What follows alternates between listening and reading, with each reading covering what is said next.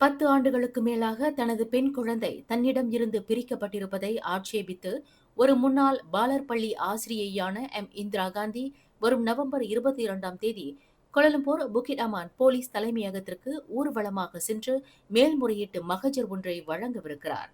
தம்முடைய இந்த ஊர்வலமானது போலீஸ் துறையிடம் தாம் சமர்ப்பிக்கும் கடைசி மேல்முறையீட்டு மனுவாகும் என்று இந்திரா காந்தி தெரிவித்தார்.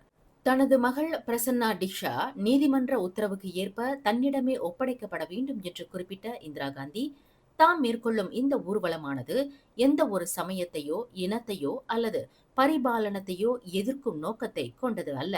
மாறாக தனது முன்னாள் கணவரான கே பத்மநாபன் என்ற முகமது ரிதுவானிடம் இருந்து தனது மகள் ஒப்படைக்கப்பட வேண்டும் என்று இந்திரா காந்தி தெரிவித்தார். அன்றைய தினம் காலை 10:30 மணிக்கு கோலலம்பூர் சோகோ பேரங்காடி மையத்தில் இருந்து புக்கிட் அமானை நோக்கி நீதி கோரி தாம் ஊர்வலமாக செல்லவிருப்பதாக இந்திரா காந்தி இன்று அறிவித்துள்ளார்.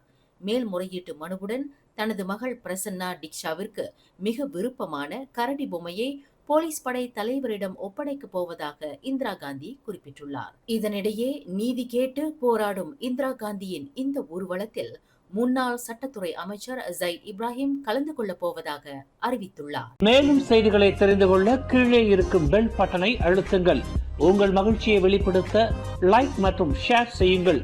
தொடர்ந்து திசைகளோடு இணைந்திருக்க சப்ஸ்கிரைப் செய்யுங்கள்.